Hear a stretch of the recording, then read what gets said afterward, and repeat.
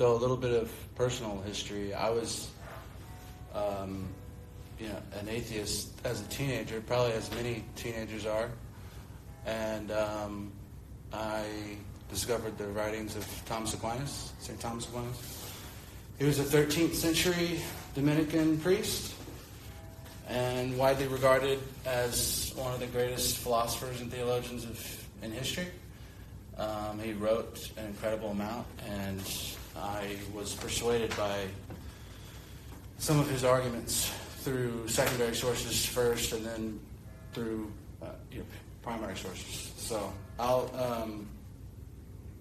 just present basically an introductory lesson on what he calls the 5 ways.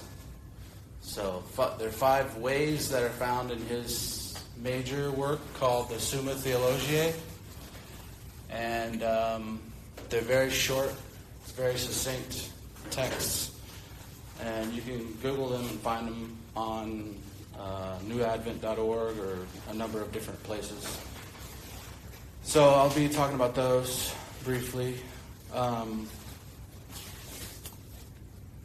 So obviously he was a medieval thinker, and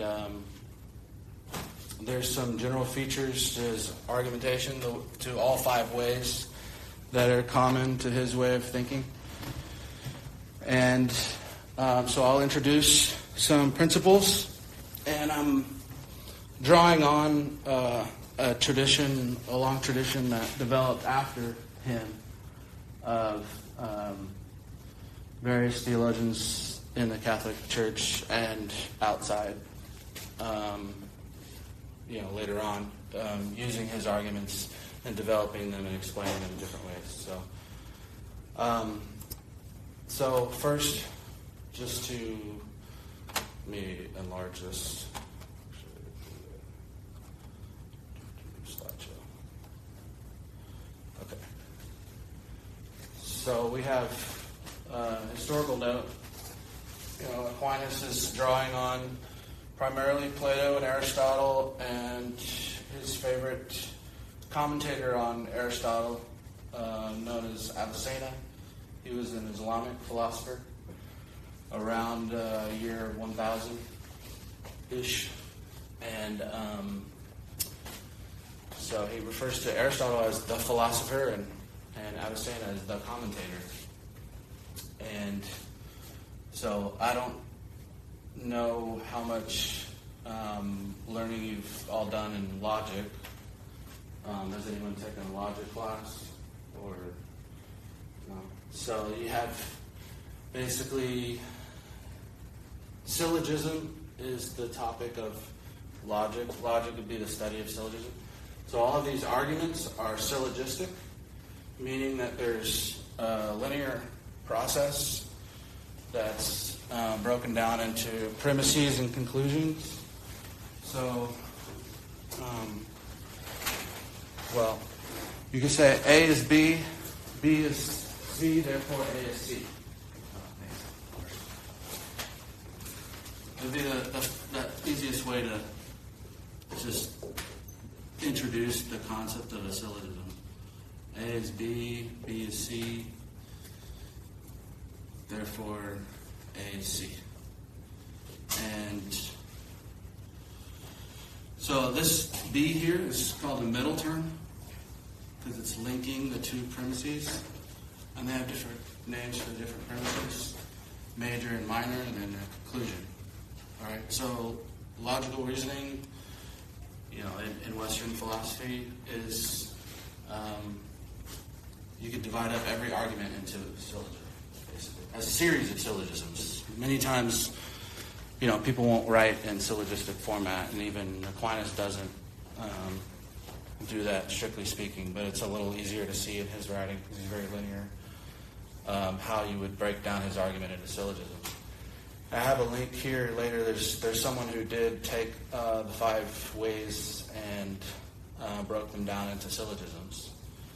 And then you have to, of course, you're making an assertion here, whatever it is that you're saying here and here. If they're logically linked to each other, they're linked by a middle term, and there's all kinds of different rules you would learn about in logic for this to work right. The conclusion necessarily follows from the two premises. So if the two premises are correct, then the conclusion has to be correct if they're linked together in a correct manner. So without getting too bogged down in that, just to introduce his style of doing philosophy and theology. And kind of the first premise that he presupposes for all of his arguments for the existence of God would be an empirical starting point, meaning that the world exists, that there are things that exist in the world, and also that those things need some kind of explanation. And sometimes that could be called various things. Principle of sufficient reason is one principle that philosophers throughout history will, mostly in late modern philosophy, will say everything needs a reason, that there's a reason for everything, basically, is the colloquial way of putting it. Or being is intelligible, the principle of intelligibility, you could say, that there needs to be an explanation. That it can be, everything in principle is capable of being understood, and so must be intelligible in itself, meaning it must make some kind of sense. It can't be, there's no such thing as something that is contradictory. So being is, non-contradictory, you might say.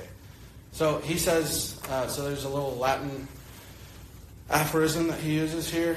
It says, nothing is in the intellect which was not first in the senses. Meaning that, and this is, different philosophers will argue about this, but basically meaning what I just said, that he takes his starting point in the senses and the real external world that we sense, that our senses pick up in some way. All right, and that we move from that experience of sensible things or sensate things, however you want to say it, to concepts and then arguments.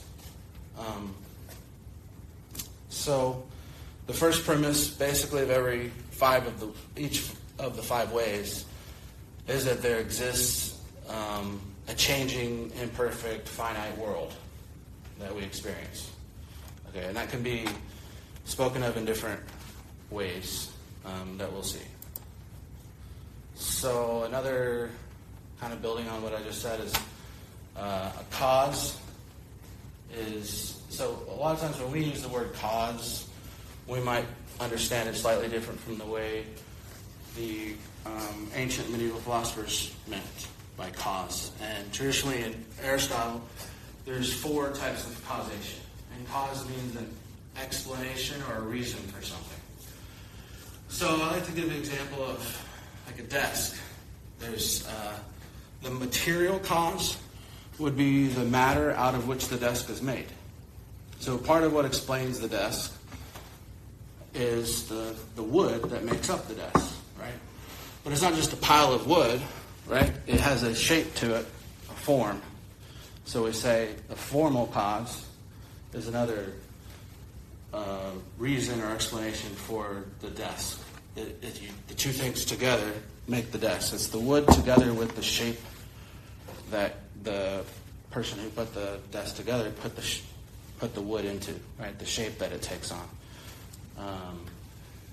And the form will develop. Form is a little bit more complicated than just shape when you're talking about things that aren't just purely material objects.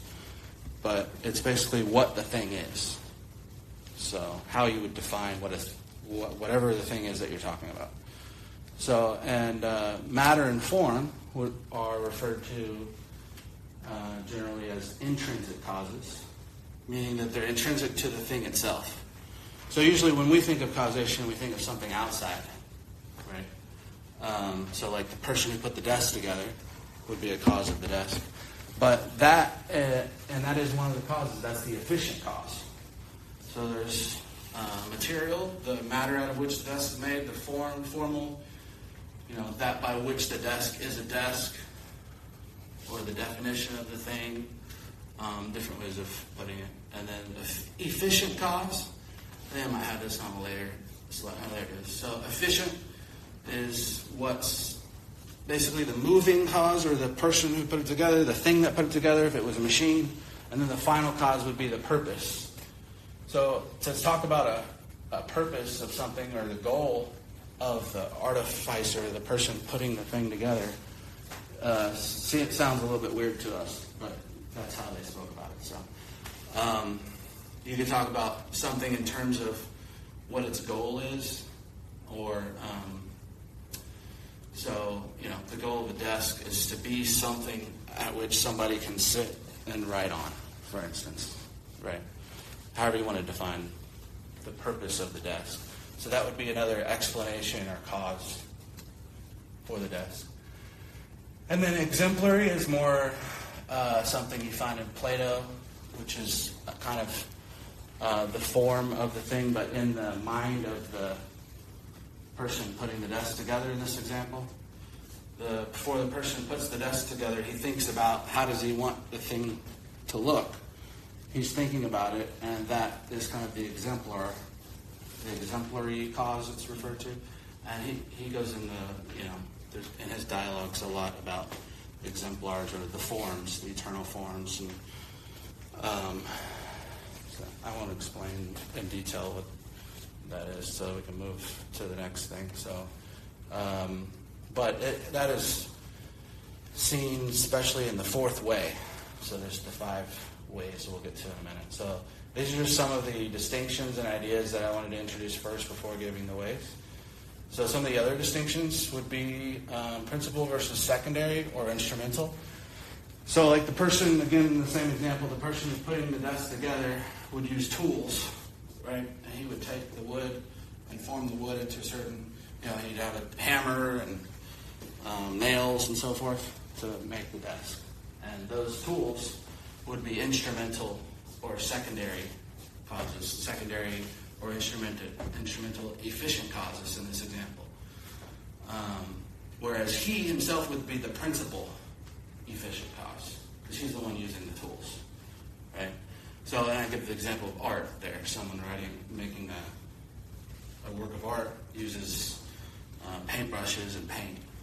So those instruments would be instrumental causes. So that's important for talking about to understand that when we talk about the 5 ways. And then per se versus per accidens is slightly more complicated, but you could say, well, literally what it means is through itself, per se, whereas per accidens means through another. So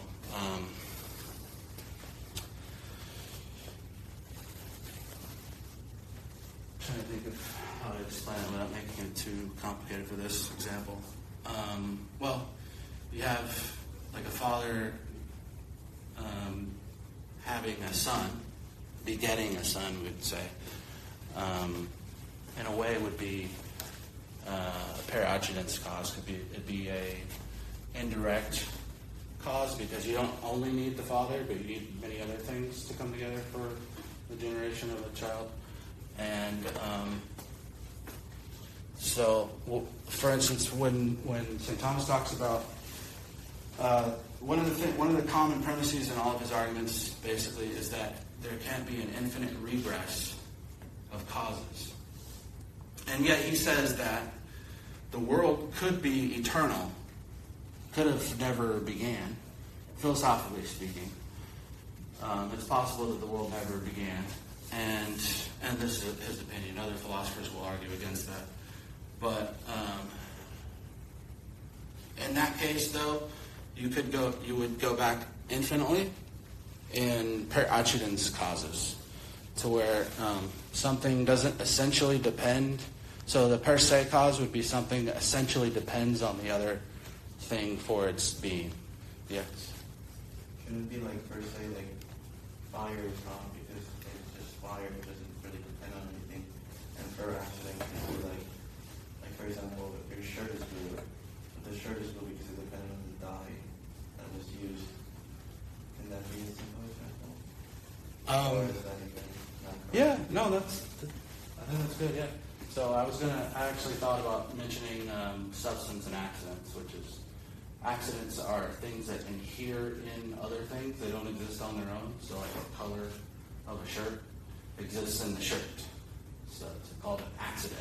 You know, in Aristotle's terminology, he has the 10 categories, and one is substance, and the other 9 categories are different kinds of accidents, which, you know, are, you could say properties, maybe a better translation in modern English, and some would be more essential properties, and others maybe a little less essential, like locomotion, like when you move around, like place is one of the accidents.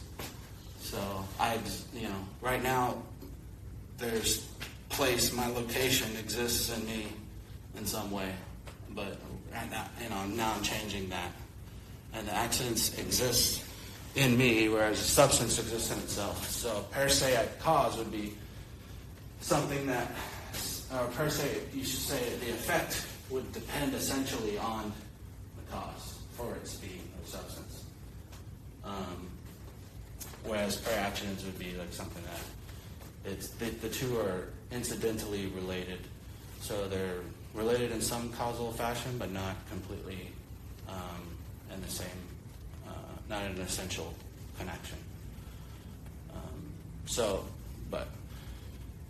Extrinsic versus intrinsic is another distinction I just mentioned. Well, so the extrinsic, I said the intrinsic were matter and form, and the extrinsic would be efficient and final, because they're outside the thing that you're talking about being caused. So the act and potency are really important for understanding the first way of arguing for God's existence that he uses, which is argued at length by Aristotle in the Physics, especially, I believe the end of the Physics and the beginning of the Metaphysics, if I remember correctly. But they are basically ways, they're principles necessary for explaining what change is. So Aristotle, originally was, back in those days, considered like a biologist and a physician, I believe. He was like kind of everything, a man of all trades, So, but he's most well known now as a philosopher. So what he did was he looked at all kinds of things, and he did a lot of observation, and he tried to figure out why things are the way they are. And one of the things he came up with was this explanation of change. That change is, he defines as the actualization of something in potency, insofar as it is in potency. And what does that mean? Well, so I have the potential, in our lingo, you could say I have the potential to be standing right here. Now I'm actualizing my potential to be here. I'm potentially over there. I could be over there if I wanted to be, right? Now I'm going to actualize my potential to be over there, right? So that's kind of the easiest way I find of explaining what those principles are. It's really, it makes more sense with examples. But he'll use those. So basically potency is the ability to be something in some way, and act is the actually being that thing, whatever it is that we're talking about. So moving on, we'll talk a little bit more about that in a minute. So some of these relationships of act and potency that especially Aquinas elaborates, and Aristotle too, form and matter, accidents and substance. So the form would be the actualization of the potency that's in the matter. The matter would be the potency with respect to the form. So the wood, the pile of wood, is potentially in any number of configurations. You could make a sculpture out of wood, right? So when someone makes a sculpture out of wood, he actualizes the potential for that piece of that chunk of wood to be whatever sculpture he wants it to be, right? But it's also potentially in other forms. And the form is that by which the thing is what it is. So that's a little bit there. So we have the accidents actually are actualizations of the potency of the substance. So the thing in itself, I, for instance, am a substance, and my potency to be, let's say, 5'8", white male is actualized, because that's what I am. Those are accidents or properties that actualize my substance. But I would still be a human being. I would still be the same substance, essentially, if we're talking about not as an individual person, but as a human being, substance. The human being exists in itself. I could potentially be, 6'5" and Asian, female, or whatever. I'd be a different person, obviously, but it's just kind of like the pile of wood could be a desk or a sculpture, right? So, and then essence and existence is used in the third way, implicitly at least, and basically essence, without getting too bogged down in this, essence is what a thing is. So the definition of the thing. So the form and essence are very similar. And then existence is the fact that the thing is. So we could think of things like unicorns, for instance. That's a quiddity, they call it, a whatness or an essence. It's something we can think of, but it doesn't actually exist. So it has no existence. There might be things that existed in the past that don't exist now. They don't have existence. Okay. So all finite things, all things that can change, we'll see, Aquinas argues, are things whose essence is different from existence. No creature's essence is identical to the very act of being. Whereas he says the difference about the Creator is that his essence and existence are the same. Meaning he cannot not be. His very whatness, what he is to exist. But I'm getting a little bit ahead of ourselves here. So there's different principles enunciated throughout history, and I mentioned already the definition of change, actualization of potency, so that's from Aristotle. And then Aquinas uses that for what's later referred to as the principle of change. And nothing can be an act and potency at the same time in the same way. I'll talk a little bit more about that in the first way. There's other similar principles that are used throughout the arguments for God's existence. One is that every cause in some way is greater than its effects, because to put it in common language, you can't give what you don't have. Right? So and we're talking about extrinsic causation here, so we're talking about like mainly efficient causes, that you can't bring about something or actualize a potency in something else if you yourself do not have the act, that actuality, because where else does the actuality come from if not from the cause of the thing? And it doesn't come from the thing itself. So we'll talk a little bit more about that. So principle of finality would be everything acts for a goal or a purpose. That's used in the fifth way, we'll see. And so and we mentioned the infinite causal series, which is a whole topic in and of itself that could be a long conversation. So here's a link to, you can't click on it, but there's St. Thomas's text there. And I mentioned how this guy has the 5 ways put into syllogistic format. So it's very good. Now I'm summarizing the 5 ways into a general structure there and just said, the world possesses certain features that need explanation. So like the fact that it changes, or it's imperfect, or it's finite, different ways of saying the same thing, basically.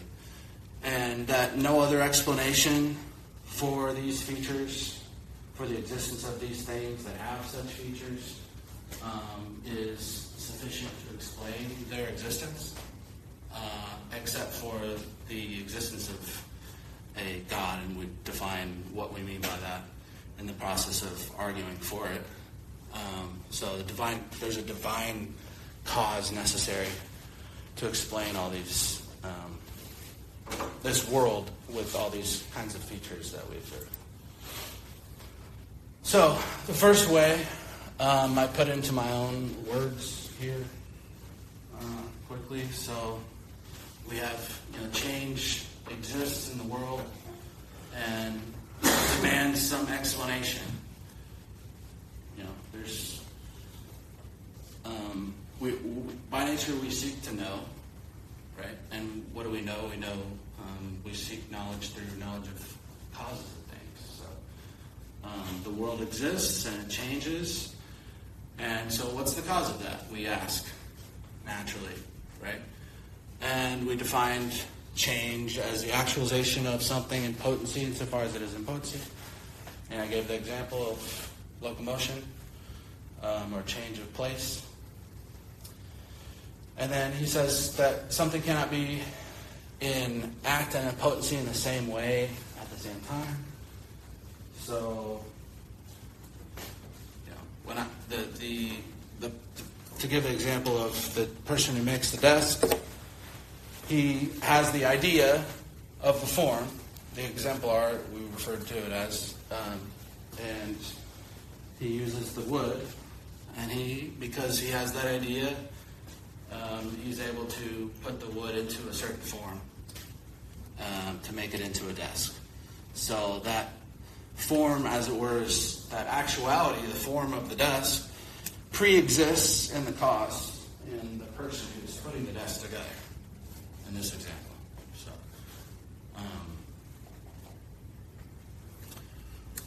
and then he argues that, so either there's an infinite regress. So we're talking about the world, the world of bodies and change. And, he uses the Latin motio, motion, which is, obviously it's a cognate with the word motion, but it more generally means change of any kind, not just physical change or change of place. So, but we're looking at for instance, looking at the planetary bodies, this is what Aristotle did. You observe planetary bodies moving around, and you're like, well, what moves them? And he says, well, something's got to move them, right?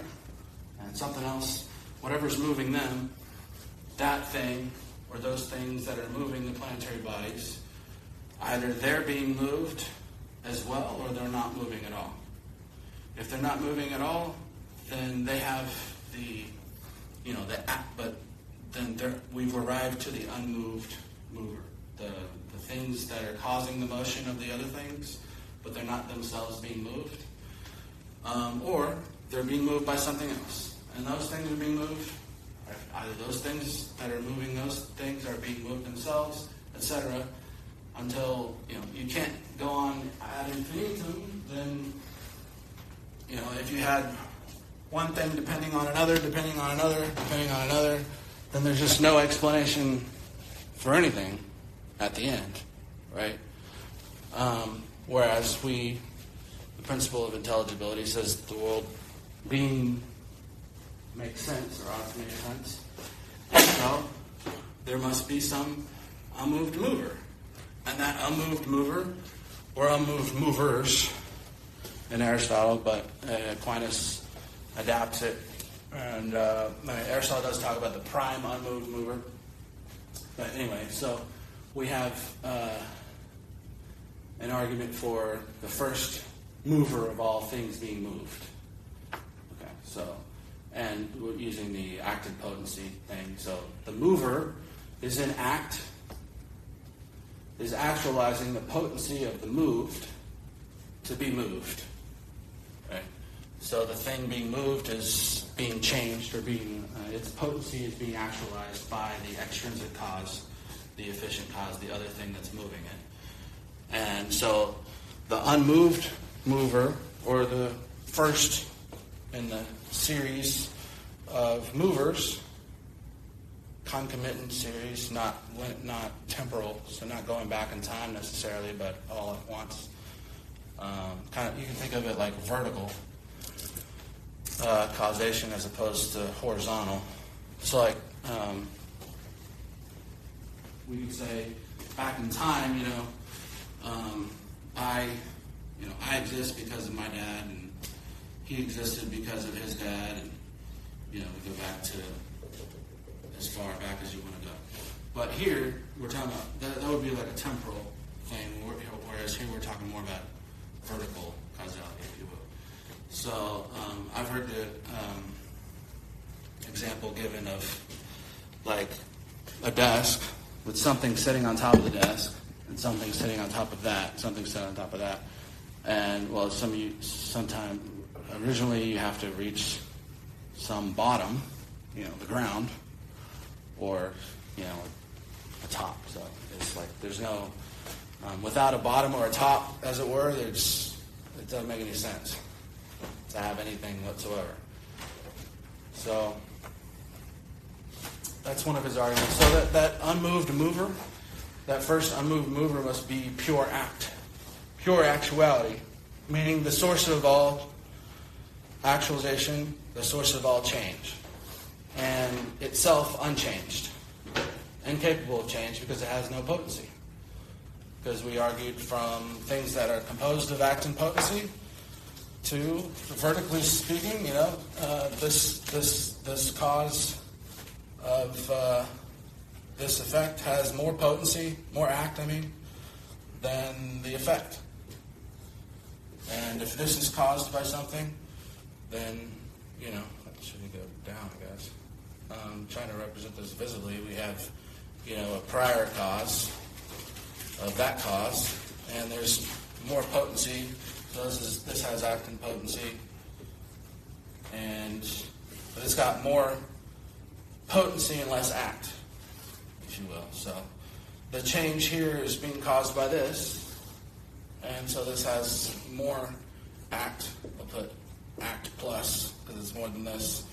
But if it still has some potency, then that potency has to be, or the actualization of that potency has to be explained in some way, so that cause, and originally you get to something that's pure act, that has no potency, no change, and just is.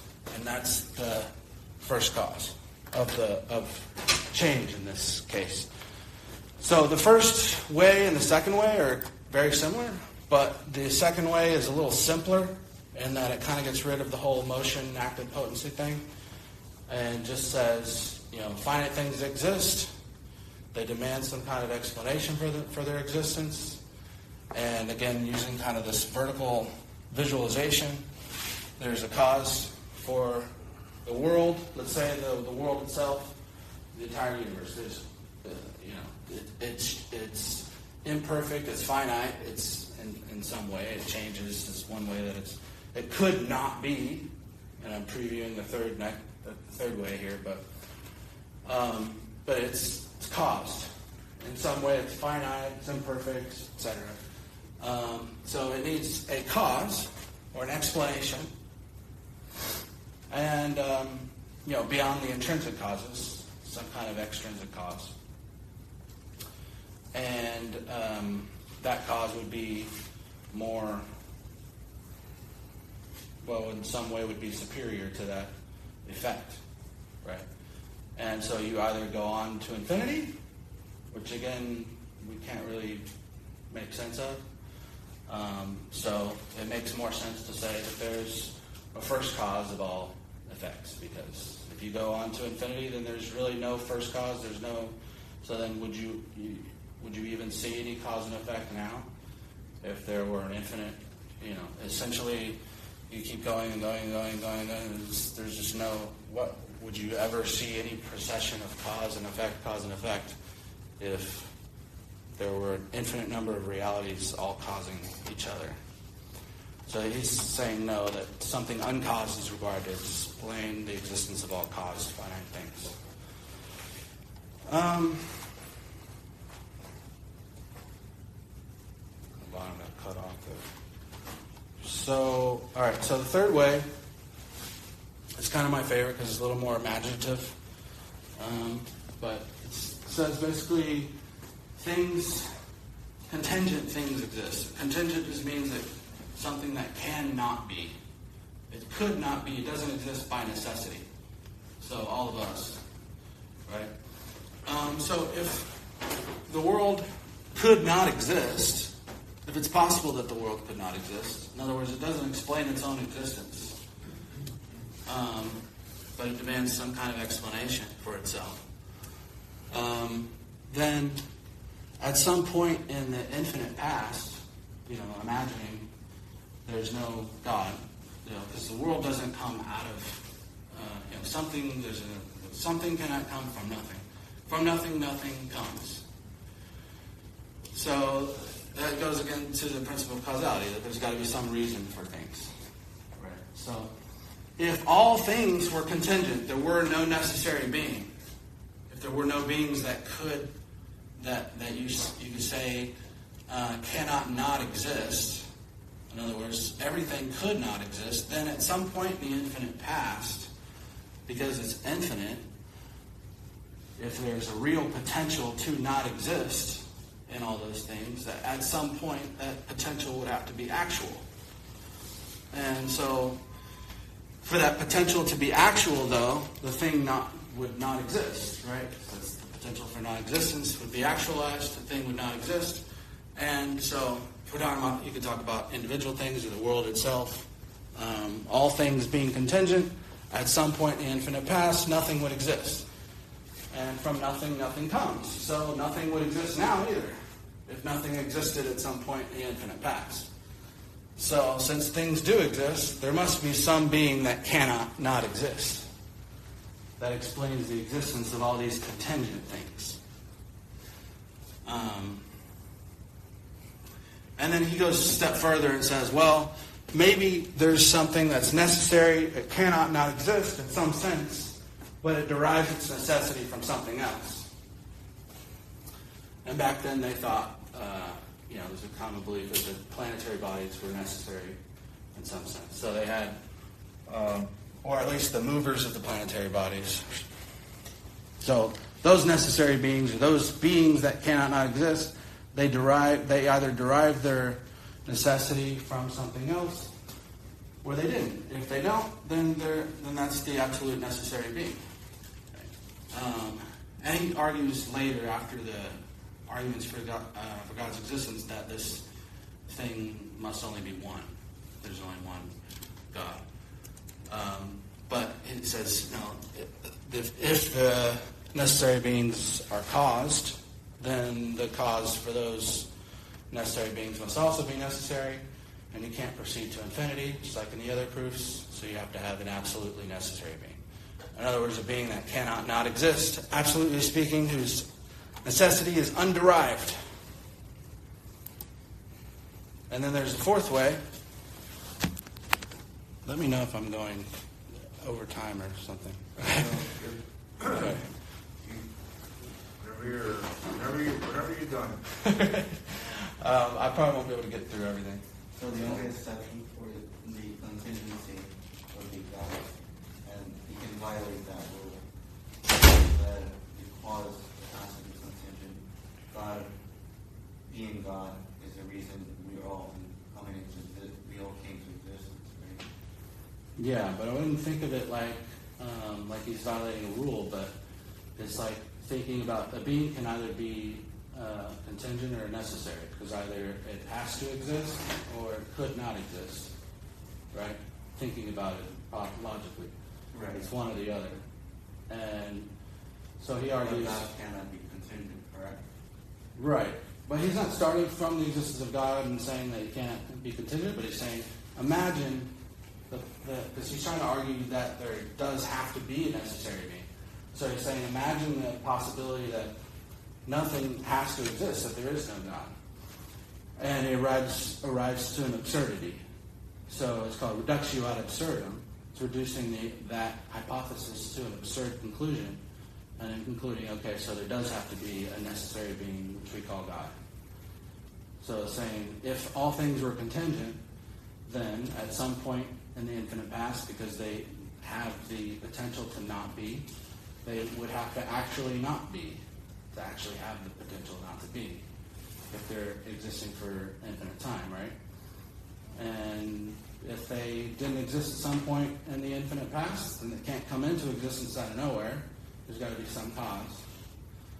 And so that's how he arrives to the conclusion that there's a being that cannot not exist. Does that make sense? Kind of? It does, and I'm like, in my head, I'm like, well, who even? There's just a lot of words in what you're saying, and I understand it. But then I'm like, well, if you want to go deeper, then who gave God the power to be God? Nobody, because that's precisely the issue. Is there a being whose existence doesn't require any other explanation besides his own existence, or not? And I'm just using he because that's the convention. But in other words, is it necessary that there be a being that explains its own existence? And he's saying it's necessary, because if you say that there's not a being that explains its own existence, then everything else requires an explanation for its existence. But if everything else requires an explanation for its existence, and there's no ultimate explanation for all existent things, then ultimately there's no explanation for anything. But in so many words. So, yeah. You could spend a whole lecture on each one of these, more than that, on each argument. So, I mean, there's plenty of objections and replies and so forth. But the fourth way is a little bit more of a Platonic-inspired way. So Plato talks about the forms, like the form of goodness is goodness itself, by which all good things derive their goodness. And so Aquinas takes that and says, well, there's different degrees of goodness in things. We say this is better than that all the time, right?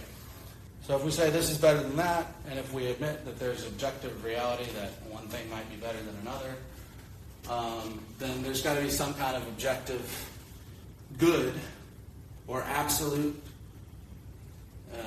objective good and an absolute by which all those relative goods are measured. In other words, you can't say one thing is better than another unless there's a best, if you will. And another way of looking at it is that you're looking at the world, there's all these different kinds of beings. You might say there's kind of a hierarchy of being.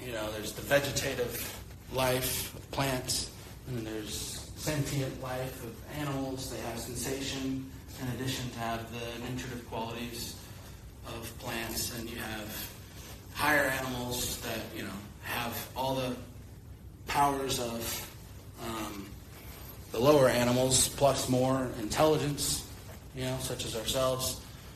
And you could go on, and he would say, because one thing, there is a hierarchy of being, and in some sense, there's relative degrees of being or participation in being. There must be some absolute being in which all beings participate, and from which all beings derive their relative degrees of being. So, this is honestly the way that I was least satisfied by, but some people like that argument. And then the fifth one is also a little bit different, but it's called the way of governance or finality. And he specifically says that his way of, and there's different ways of formulating the same kind of argument later on, but in his text, in the Summa Theologiae, he says even unintelligent things act for some goal. looking around, and for instance, you could say the acorn, in some sense, is directed towards becoming an acorn tree, or you can find different examples in nature, but or just again thinking about the planetary bodies, they themselves don't have any intelligence, but they seem to act in a manner that reflects intelligence, right? So he's saying that even unintelligent things seem to behave in some way, in purposive ways, or directed towards some goal or purpose. And so there must be some intelligence that's not inside the inanimate things themselves, or the unintelligent things themselves directing them, but something else, some other intelligence directing them. And I think this is probably the most natural argument that most people come up with spontaneously, kind of like looking around the world. It's similar to what they call later a design argument, but a lot of people argue that it's not technically the same thing. But he's arguing that everything acts for a goal, and so in some sense, there must be some ultimate goal towards which all natural things are oriented. And so all those proximate goals, so proximate versus remote, there would be another distinction I could put in there, would be something proximate is something closer to you, and remote is further away. That, we notice proximate goals first, and then it makes sense if everything acts for a goal, that even proximate goals are oriented towards some ultimate goal, right? Even when in our own lives, we come up with an ultimate goal of our life. Let's say, when I die, I want to be able to say X, Y, Z. But in order to get there, we had to come up with other subordinate goals, right? So he says kind of all things act for various goals, and so if all things are to make sense, or if the universe itself, you could say, acts for a purpose, then that ultimate purpose would be what we call God, the ultimate goal of all natural things. So quickly, I have several additional things here, but I'll just quickly mention some of these, just to kind of recap. So the first way, the way of motion, was utilizing what I called the principle of change, that something cannot be an act and potency at the same time in the same way. So in other words, the actualization of your potency to be in whatever state has to come from some external cause, some extrinsic thing that has that actuality. Principle of causality yields the first cause argument. The second way, that every effect pre-exists in its cause in some way, or every cause is greater than its effect. And there again, we're talking about the extrinsic causes, so efficient and final.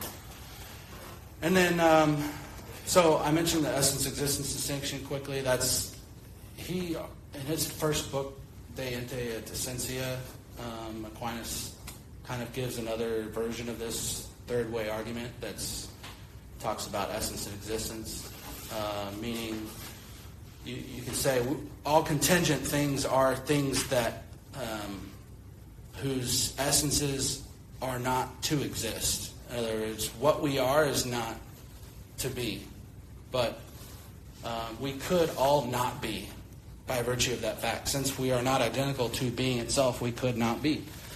And so all creatures are composites of essence and existence. And but for beings to exist, whose essences are not being itself, there has to be being itself, whose essence is to exist or to be.